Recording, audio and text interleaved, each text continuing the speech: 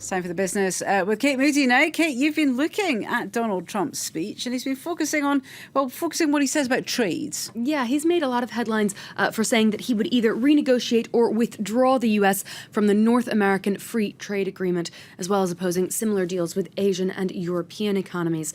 Trump believes that other countries have taken unfair advantage of the U.S. through high taxes on American products and currency devaluations. Clement Bonero takes a closer look. I'm going to make our country rich again. Donald Trump believes that 3 decades of globalization and free trade have destroyed millions of jobs in the US and moved thousands of factories abroad. I have a different vision for our workers. It begins with a new fair trade policy that protects our jobs and stands up to countries that cheat, of which there are many. Trump's trade policy has focused on 2 countries, China and Mexico. The Republican presidential nominee has been a strong critic of NAFTA, the North American Free Trade Agreement which the US, Mexico and Canada signed back in 1994. He says that as a result of the deal, the US has lost 1/3 of its manufacturing jobs to Mexico. Trump has been even more critical of China. He accuses Chinese leaders of devaluing their currency and imposing taxes on American products. If elected, Trump has promised to impose 35% and 45% tariffs on Mexican and Chinese imports, respectively.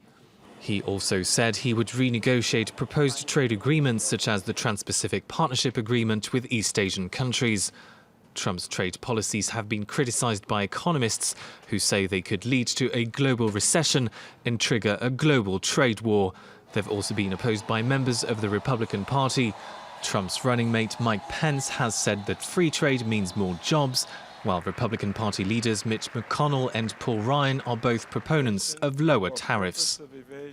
Let's take a look at the markets now. Kate, how are they trading this Friday morning? A bit of a lower start for the European markets as their trading day begins. We're getting some economic data out of France indicating that the manufacturing sector actually grew slightly more than expected over the past month. Dassault Aviation seeing its shares drop about 4% at the open on the CAC 40 after disappointing revenue results and the announcement that it would cut back its expected deliveries of Falcon fighter jets this year. Asian markets also trended downwards, the Nikkei down over 1%, Shanghai Composite about half. Markets around the world have been digesting Thursday's announcement that the European Central Bank would not be changing interest rates in the wake of the Brexit vote. Mario Draghi kept the key rate at 0, but said he wouldn't hesitate to unleash more stimulus measures later this year if necessary, once he has a clearer picture of the economic impact of the UK's decision to leave the European Union. Let's move on to some of the day's other business headlines now. Pokemon Go has finally launched in its home market, Japan, on Friday, after weeks of eager anticipation from its fans. Parent company Nintendo has seen its market value more than double since the mobile game was released earlier this month, though it pared back gains on Friday, trading up about 1% on the Tokyo Stock Exchange. The French energy giant EDF is expected to make its long-awaited final decision on the Hinkley Point nuclear power plant in the UK. The company has called a board meeting on the matter for July 28th. There have been concerns that the €22 billion project is too expensive. The new British government says it's still committed to building the plant post-Brexit. And Malaysia's embattled prime minister is facing still more fallout from the corruption scandal at the country's state-run investment fund. Singapore, meanwhile, says it will take firm regulatory action against 4 banks over their dealings with 1MDB. The local units of Standard & Chartered and UBS, as well as Southeast Asia's biggest lender DBS and Falcon Bank, were all found to have lapses and weaknesses in their anti-money laundering controls, which helped lead to the misuse of billions of dollars managed by the fund. Oh, let's finish up, Kate.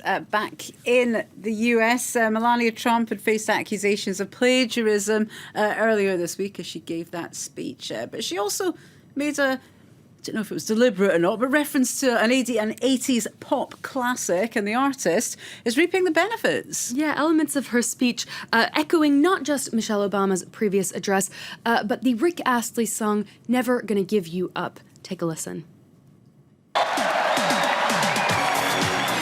He will never, ever give up. And most importantly, he will never, ever let you down.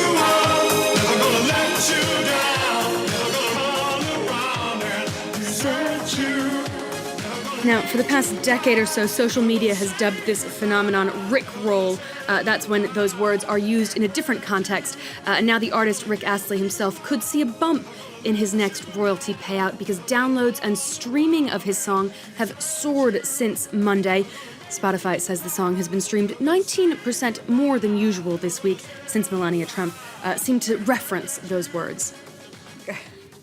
We're never going to get that song out of our heads, Never, are we? never, thank goodness. It's going to be there all weekend as well. Thank you very much. Kate Moody bringing us the business news and the chart news as well, one could argue.